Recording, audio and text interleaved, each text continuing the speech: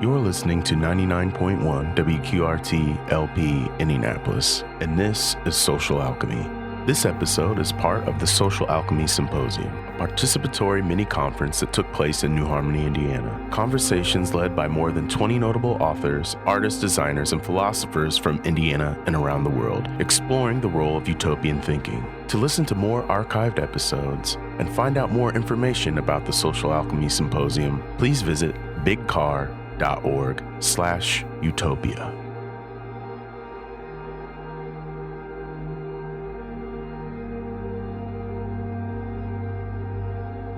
Now I want to welcome up Maurice Broaddus, who's I've told him, and I have not done it all along, but he just a little tiny bit as he walks up here. He's a writer and a leader in our community in Indianapolis. So here's Maurice. How about a hand for Maurice?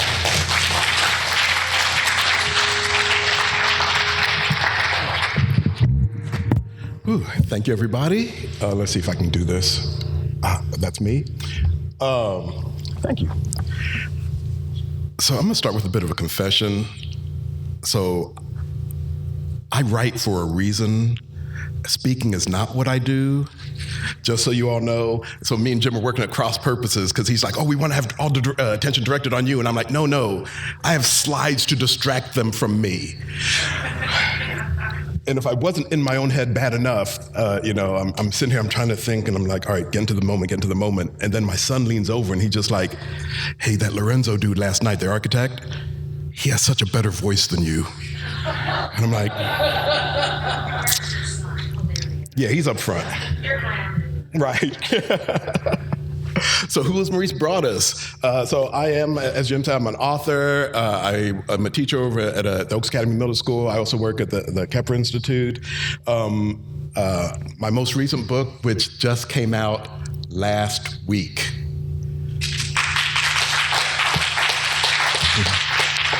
Sweep of Stars. It's the first in my Astra Black trilogy, and it is my utopian novel. Well, that's all I'll say about that. It's been the fruition of, I think, of a lot of what I've been about and a lot of what I've been working towards. I'm also the author of a middle grade series, The Usual Suspects. I've also wrote Pimp My Airship, for which I won the Indiana Authors Award for genre fiction. And I've had published over 100 shorts. Actually, you know what? I'll do my middle school bio, because my middle school students only think I have 3 credits. One, I was a consultant for the video game Watch Dogs 2, so I get a full credit for that. I wrote a short story for the Black Panther anthology. They'll give me full credit for that. And I get half a credit for writing literally a middle grade series just so they could read, but I get half a credit for that. So that's me as an author. But I'm also the resident Afrofuturist at the Kepler Institute. And I love introducing myself as an Afrofuturist because people are like, oh yeah, you're the Afrofuturist at the Kepler. And they'll nod. And I'm like, you have no idea what that means, do you? And it's like, nah, but it sounds really impressive. And it is. It is. Because, okay, so here's the thing, is like many organizations, they have futurists on staff. People who use like their vision and their skill set to just consider, new alternatives and different ways of moving through the world and moving through our present circumstances and everything. And futurists, by definition, are looking at different ways to examine our society using our technology and trying to extrapolate things to create blueprints and roadmaps for us, right? But with the Afrofuturist lens, this is done through a different lens, right? This is Afrofuturism is Black culture. It's the Black imagination. It's one that critiques the present, that's rooted in the past, but always looks to the future. My friend Tanana Reeve says that, just for Black folks, just the very act of us imagining ourselves into the future is an act of resistance. And I love that. So rooted in the Black imagination. I like to say, actually, I tend to tell people, I work alongside fellow Afrofuturists, right? They're my neighbors.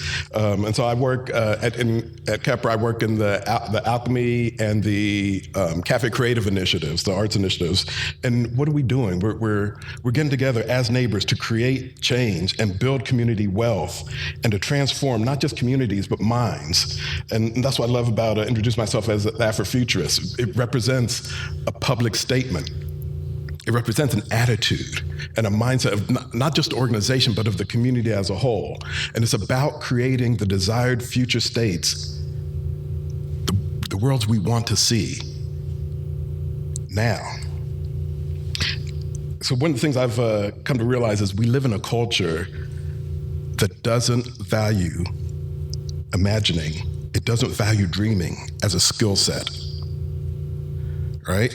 We live in systems that are past reform and that require radical reimagining, and that's the hard work that we'll be doing and beginning here. And I love how Ms. Dixon ended our last session with this quote: "We cannot create what we cannot imagine." And Lucille Clifton said that. We cannot create what we cannot imagine. That's what we're going to be doing today, right? This is how I approach creating stories. I'm a storyteller, right? This is what I do. And so I often get asked, how do I come at story? And for me, a lot of my stories begin with this whole idea of world building. And that's what the whole premise of this time together is. Now, normally I run this thing as a workshop. I'll give you like exercises and time to reflect back on what we talk about. And that's why I've handed out handouts, because you know what? The seminar, homework for you, all right? But we're still gonna go through this like I normally would. All right, so if I was to say, even when I'm sitting down to write Sweep of Stars, for example, I'm not just gonna sit there and just like immediately just jump in and just start building stuff. No, well, kind of yes, but no. If I tell you to build something, you're gonna take some time, to think about what it is. You're not just gonna, if I have you go build a building, you're not just gonna grab some bricks and go, let me have at it. No, you're gonna take some time, you're gonna think about it, you're gonna plan. And that's this process that I wanna take everybody through today. And so for our purposes, world building is the process by which we create an imaginary world or build a fictional universe.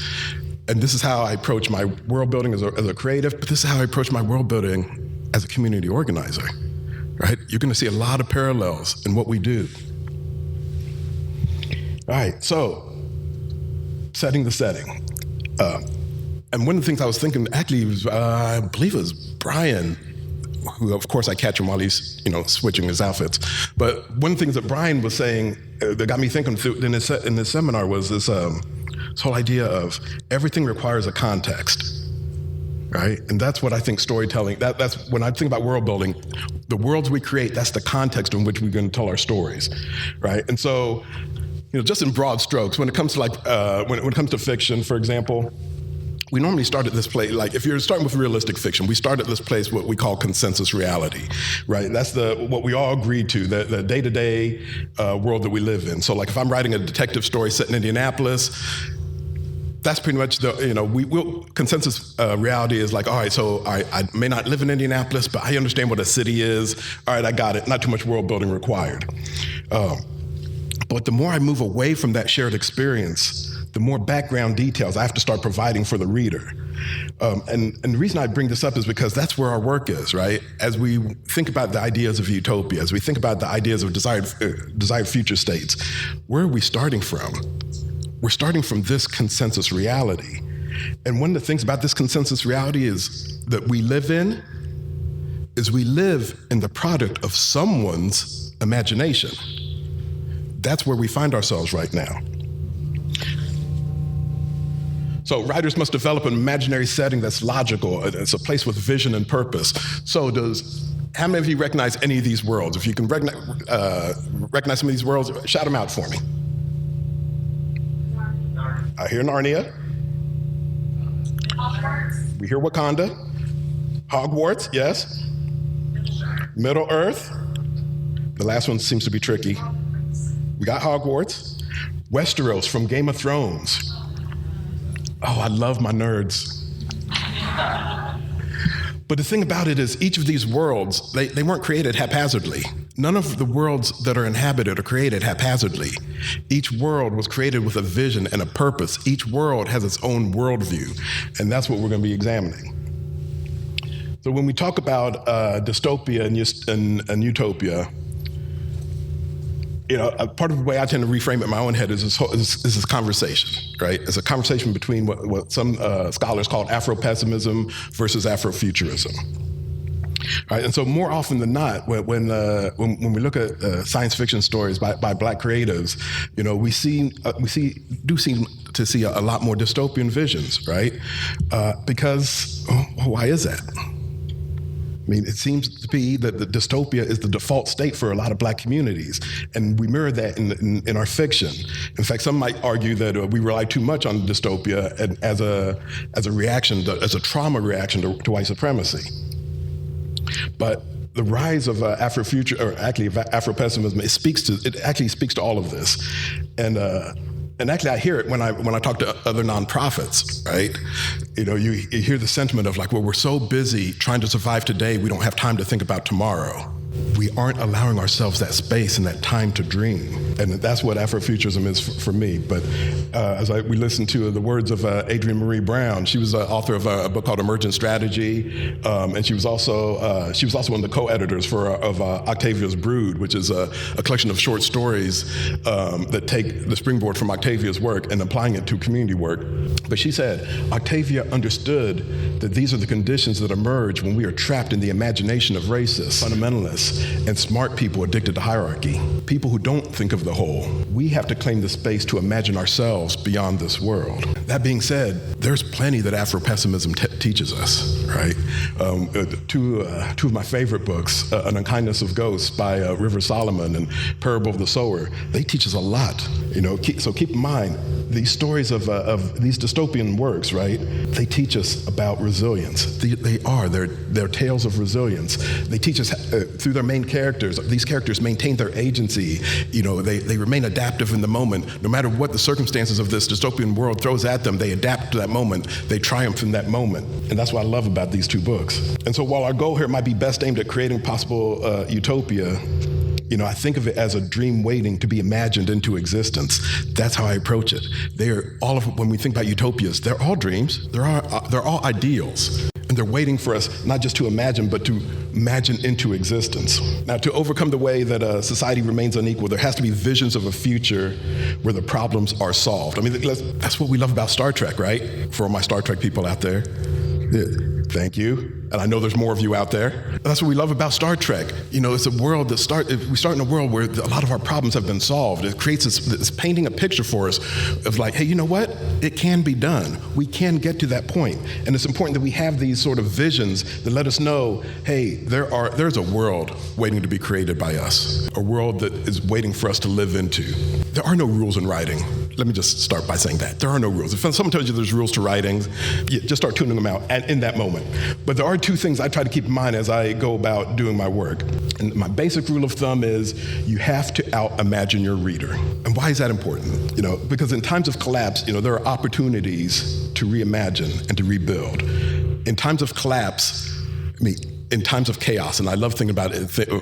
Okay, I love chaos. There's that. But one reason why I love chaos so much is because chaos represents opportunity to me. When there's chaos, when people are running around and you don't think that, and things seem to be collapsing, there's opportunities there. There's opportunity. If you have a vision, there's opportunities there to push that vision forward. And let's face it, in the times of, this great other that comes in that we refer to as a pandemic, when things cause our systems to start to collapse, when we have these events that say, hey, the systems we put in place, the illusions that we live our life by don't actually work. Institutions are going to be like, oh, hey, these aren't working.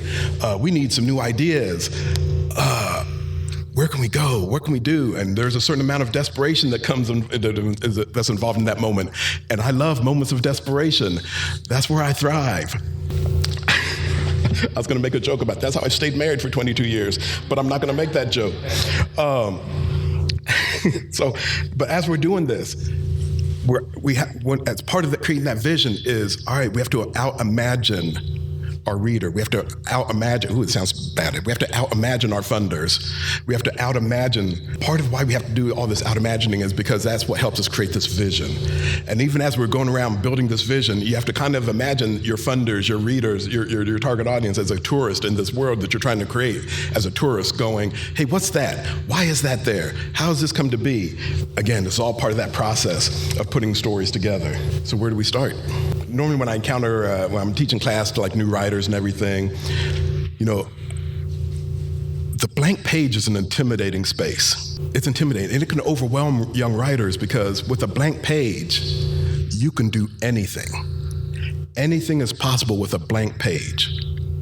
Doesn't matter. You can bring any big idea. You can bring any wild idea and bring it to the blank page, because what's going to separate out a bad idea from a good idea? Well, actually, there are no bad ideas. It's just a matter of, hey, can I make this work? All right. So with Sweep of Stars, you know what? I'm going to bring any big idea I can to this. You know what? I'm going to have starships powered by jazz music, because why not? It's a blank page. I can do whatever I want. And my job as a writer then is to make that world logical. And so by the time you get to jazz ships powered by, by the time you get to starships powered by jazz music, you're just sitting there going, yeah, of course. Yeah, why wouldn't you have starships powered by jazz music? Duh. And so I spent like about a year and a half actually building that world, the world that you see in Sweep of Stars, a year and a half. And yes, a lot of times writing has this image of, me in my basement toiling away by myself. But me building this world and me doing most of my research and doing my world building, it's me dreaming alongside my community, right? So I'm talking to my neighbors. I'm talking to the folks at Kepra. I'm talking to the folks of the Learning Tree. And I'm saying, hey, what is it we're working towards, right? We haven't stopped and asked ourselves, what if we win? What does that look like then? What do we want? What do we want to have happen? And so we get to start dreaming about these things. Like, what if we could reimagine schools? What if we could reimagine economics? Why not? Why not do that? And so when we come to this creating these worlds, I start with a big idea. What is the big question? What's a single question that you're asking? What is the question that you want to explore in your work? What is the what if? I call it the what if. That speculative element of your story. What is that thing, that idea that you want to explore? And for example, one of my big things was, what if I could reimagine our economic system? I had a lot of fun thinking about what the implications of that would look like. But you have to have something that you want to examine in your work, and in order for your story to take place. Either your character or your society that you're building. You want to examine some big issue. And you have to create a world that challenges your characters, because we live in a world that's created by someone's imagination that challenges us, that keeps us on our journey, or prevents us, or creates obstacles for our journey, right? This is the world we live in. And so this is the thing we think about as we're creating these worlds. How do we challenge people? And more importantly, what is that challenge from getting from where we are now in our consensus reality to that ideal? So normally, like I said, I do this as a workshop, and we have like 3 rounds of designing things. And so we will sort of think through not as a group, because we don't have time for all of that, but I'm just going to go through some of the topics that we normally think through as a group. So round 1 would be, all right, let's just build a world. And I mean that literally. We would start with, and just flat out just build a world, like the physical world that we would inhabit. So what does that look like?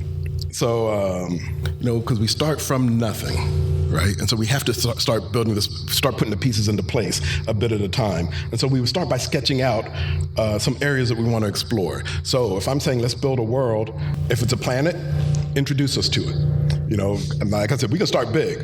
What galaxy are we living in? What planet are we living in? And we can power that all the way down. What country are we living in? What state? What city? This is what I love about world building. All right. Sorry, I'm thinking about this out loud, and I'm like, oh yeah, that's why I love world building so much. I get to play God, and I kind of love that. I'm not gonna lie. I've written over a dozen books, and I'm like, ooh, each book is an opportunity for me to create. Each time is an opportunity for me to create a brand new world. And it is our moment, like, hey, if I had the chance to do this, here's what I would do. So we would walk through this, as a country, a city, as a neighborhood. We would think through what it would look like as we would lay it out in our world. And then after that, we would think about, so with that physical world, things exist for a reason, right? I can't just have a world that it has orange skies just because it's a cool image. Okay, I have done that. But once I decide, I want to have a world that has an orange sky, I have to have a reason for why that exists. And so I have to go back and do that research to sort of paint that picture, to fill in those blanks about why it is that it is. Because the world tells us something about us as people. Because once you've laid out the world, what have you done? in that world? Well, you have people groups that inhabit this world, people groups that are separated somehow or another. Sometimes it's by a river, sometimes it's by mountain ranges, sometimes it's by artificial borders that we call nations, right? These have been laid out for a reason. And so we think about that when we create our world. And then once we have this world that has been laid out, then we start thinking about, all right, so in this world, who actually would live here? And this is my favorite part of world building, because this is where I get to think through all the different aspects of what does it mean to create a worldview? What does it mean to create the customs that the society comes to live by? And most importantly, what does it look like for me to reimagine systems in this moment? And the reason why I love this so much as a community organizer is because, just think about that as an exercise. Let us reimagine systems, right? All right, so we have a governing system in this world. Let's reimagine what a governing system could look like. What are the economics of this world? Some things will have value, and these things that have value will say a lot about a society, about a culture. In Sweep of Stars, in my ideal world, what is the thing that's valued most in the economy? Relationships. So if people are the things that are valued most in this world, and how does the economics work? It's by how do we value each other in relationship, right? And you're like, wait, what? And I'm like, exactly, because I came to a blank page with my imagination and go, you know what? Why can't we have a world that's not transactional? Why can't we have a world where people value each other so much, and how transactions get done is via our love for one another? Why can't we do that? So that's how I approach the world. That's how I approach the education system. Hey, I get to reimagine an education system. What could that look like? Well, that's why it's good to have friends like Diamond Harges and the Learning Tree and go, ooh, what would it look like if the Learning Tree won? And that was the way we could educate our people. We have to out-imagine our readers. So then I would normally take people through a time of reflecting on what this means. What does, we start creating these worlds, and I would have normally given you a lot of time to think about your own worlds, because each and every one of you would be creating your own world. What would it look like physically? And then what would the cultural mores of that world look like? And then once you've thought about that, it's like, all right, so I have this dream, I have this vision it's kind of nebulous right now, and I know there's a lot more work to be done as I fill in the details and everything. But this is the ideal world. This is what I would love to work towards. But we're here in this consensus reality, and I want to get there. So now what are the next steps for me? And that's when I would have you start creating a timeline and a roadmap of what would it look like to get from where we are now to your ideal. What could that look like? Because like I said, we exist in this consensus reality, but we don't have to stay in this reality. We can build and work towards something. And so what we would reflect on is what would those steps look like to get from here to there. I know even in writing Sweep of Stars, it's actually impacted me as an individual, because one of the things in this community is they greet each other by saying, I see you. And when they depart from one another, they say goodbye by saying, I appreciate you. And just in the year and a half of writing this book, you start thinking through that, and it's like, oh, wait, that's a piece of my world I can start now. I see the people in front of me. My students in the middle school, wait, there are 15 individual students in this room, which means I have 15 individual curricula for those students, because I see each and every one of them individually. And when they leave my classroom, I appreciate each and every one of them individually. Because even though my world is 100 years from now and starting on the moon and spreading out to Titan and out into a wormhole and across the galaxy, there are pieces I can start now in getting to that state. So like I said, our job is to out-imagine our reader. We want to give them a clear picture, a clear reality that they can work towards. And one of the things I want to leave with you is that this whole idea of taking your ideas, taking the dreams, taking this idea of utopia that each and every one of us has, picture that so clearly that we can start working towards that individually. Or we can start working towards that together. I mean, we're a series of collectives. We don't have to work in silos. We can work together to start creating some of these dreams and some of these realities together. And we have to allow room in ourselves and in our organizations to dream about what possibilities could be. We have to allow ourselves these rooms to imagine ourselves. And that is just at the heart of what it means to create a better future. So the hope inspired by Afrofuturism keeps us from despair. And in order to create radical change, we have to be able to envision it, to create a space to imagine and dream of possible futures, to join together to build a better tomorrow together, imagining pathways of healing for our future. That's the hope of Afrofuturism. That's the hope that it brings to my community work, and that's the hope it brings to my writing. That's the hope it brings to me as an individual. I want to end with this quote by Octavia Butler, because it just impacts it impacts so much of who I am and what I like to do and what I want to be about. And that is, all that you touch, you change. All that you change, changes you. The only lasting change, the only lasting truth is change. God is change. So go forth and be the change. Thank you.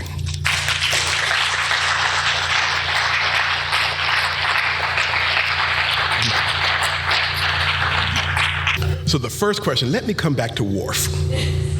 Because Worf is one of my favorite characters in Star Trek. And I wrote a huge article on Worf for this reason. And it's called, what do I call it?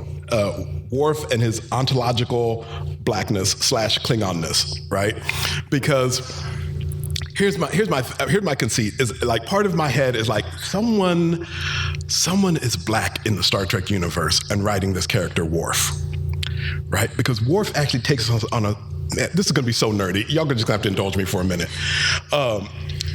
Through Worf, they take us on a journey in a lot of ways of blackness. There was a famous article called "The Negro to Black Conversion Experience," right? And I'm like, and it basically says, you have a black person, the Negro, who is existing in the space of basically being assimilated. He's brought into the culture. He's trying to do his best, be a respectable member in this culture, which is where Worf finds himself. Yes, he's Klingon. Starfleet has checked that box, and he's doing his best to be that ideal Klingon within Starfleet, right? And yet he has this encounter experience where because he's been separated from his people for a long time, so now he has this sort of outsider status on his own culture, right? And then he finally encounters Klingons from his actual Klingons, and that begins his journey of moving away from being this assimilated, ideal Starfleet officer to exploring, what does it mean to be Klingon? What does it mean to be authentically Klingon? And then by the later parts of his journey, what does it mean to be wholly Klingon and yet be Klingon in the spaces I now find myself in? And what does it mean to measure myself in these two worlds? And that's why I was fascinated by Worf's journey, because it's spot on. I mean, don't get me wrong, this is a journey that resonates a lot with me in my own personal journey, but I'm just watch it and I'm like, and you can always tell where Worf is in his journey by how long his hair is, because he gets more authentically Klingon by the end. I mean, his hair is down to his butt and everything, because he's like, oh no, that brother's feeling his Klingonness right now.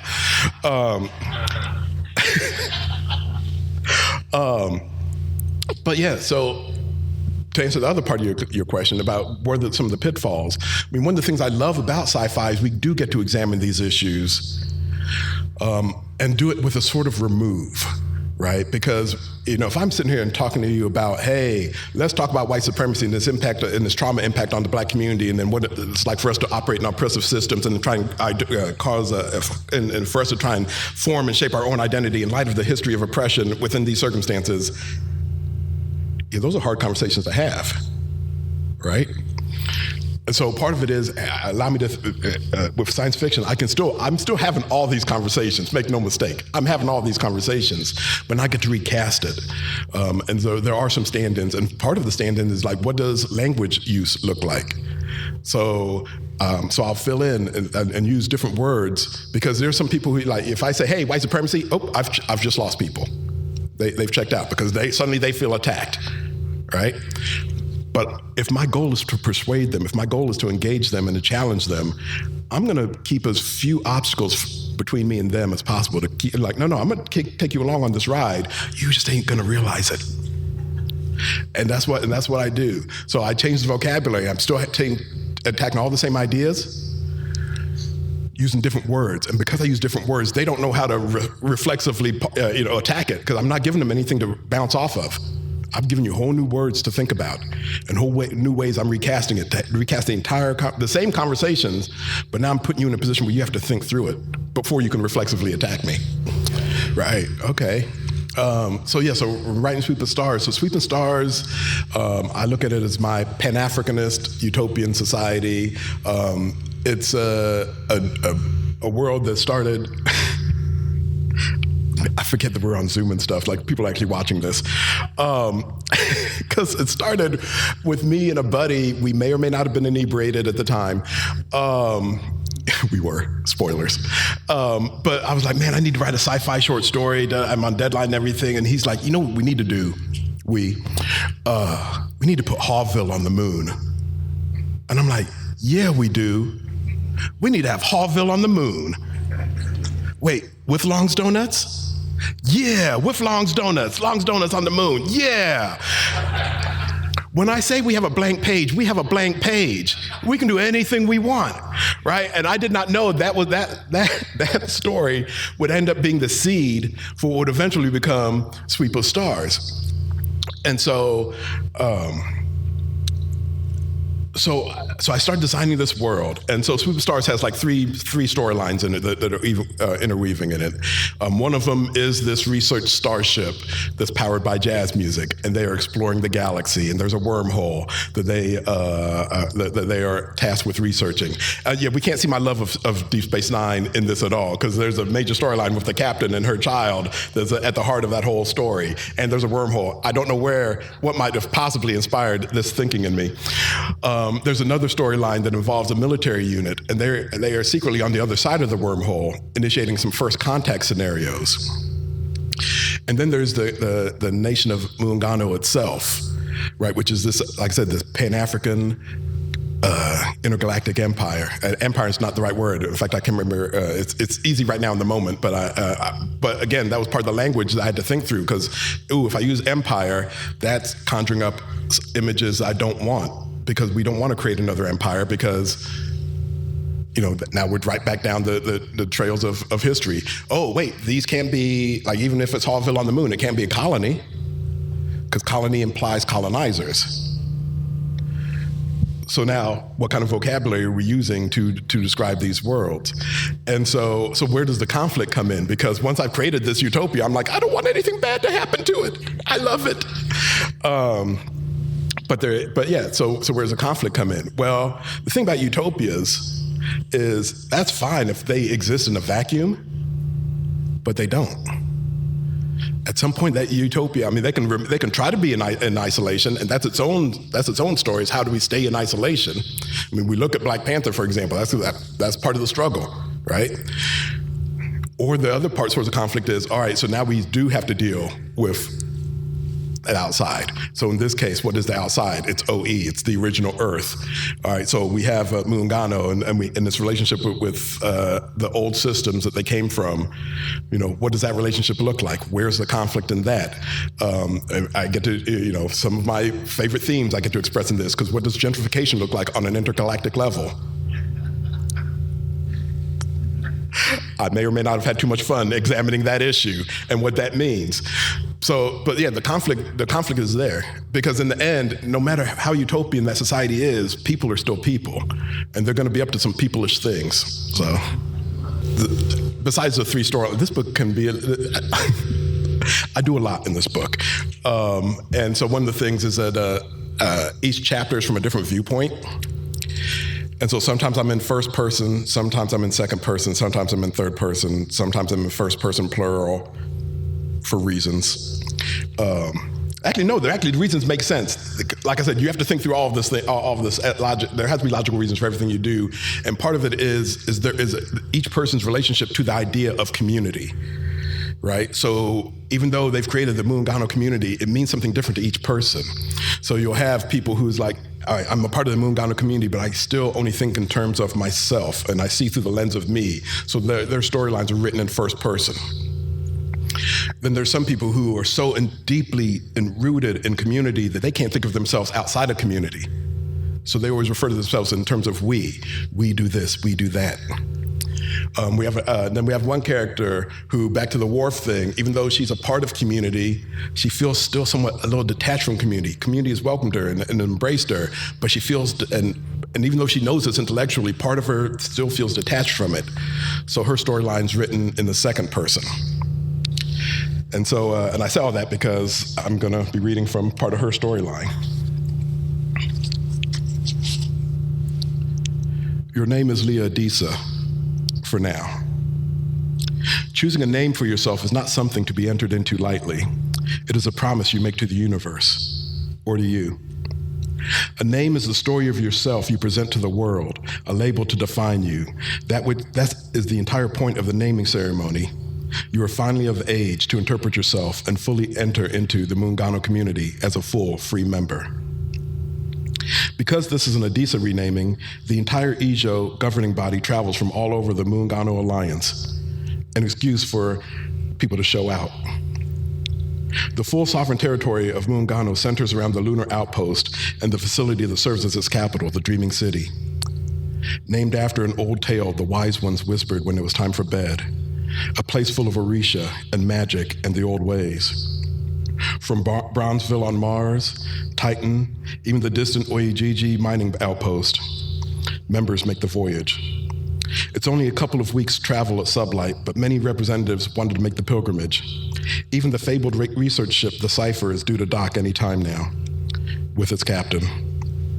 Your heart twists, nearly dropping to your belly with the weight of the complicated feelings that accompany your thoughts for her. You distract your mind from her and the ceremony, the gathering of the families, the ritual, and the production by focusing on preparing yourself. You spread your clothes out on the bed. As a spiritual cleansing, you light 3 candles. Fearing that 3 undeclared open flames might set off the fire suppression system, you snuff one out. With one of the candles, you ignite a small bowl of herbs, just enough for the leaves to smolder and to fill the room with their sweet, woody odor. Adding a few tuba leaves to quell your anxiety, you close your eyes. Not quite in prayer, but to simply control your breath and settle your me, your awareness, to concentrate on understanding the language of the soul, our Sabu. Skipping ahead a little bit. Because the members of Muungano experience 2 naming ceremonies. You don't like to remember your first. You don't remember your first. It came 7 days after your birth on OE, the Yo, as you call it. By all hollow accounts, family and neighbors gathered together to celebrate and welcome you into the world, imitating the rituals they heard were carried out on Muungano. You were given the name of a distant ancestor in your family. It is only fitting that you chose Ojobo, the day of creation, for the day of your second. As your Sakara shuttle ship disembarks from the array, the 2 bisecting arms known as the belt span the circumference of the moon in a curving perpendicular lattice looming above you. A string of crawls arranged in a long line, the series of modules gird the moon in a geosynchronous orbit above the Dreaming City, the capital of Muungano. Descending on a vector to the building with spires radiating from its dome, the many-rayed architecture make it appear like a setting sun coming into view. You love landing in the Dreaming City. With its giant columns, skyports, and blur of lights, it's a gleaming bauble filling the horizon. The journey weighs your bones down and roots you until the bump of the tractor tether locks your Sakara and jolts you out of your reverie. Riding the invisible conveyor, you never feel a bit of the interstellar cold, which would chill you to the bone. Instead, the sun's rays overhead beat down upon you, causing any exertion to make you sweat. You've grown up in the carefully regulated confines of the Dreaming City. By your 7th year, you knew every centimeter. By your 15th, you knew the entire surface of the Muungano. You haven't visited many planets. A run to Titan with Stacia, a brief stay in the Bronzeville outpost on Mars. Your heart still races, just an extra beat, admiring the jeweled heart of Muungano.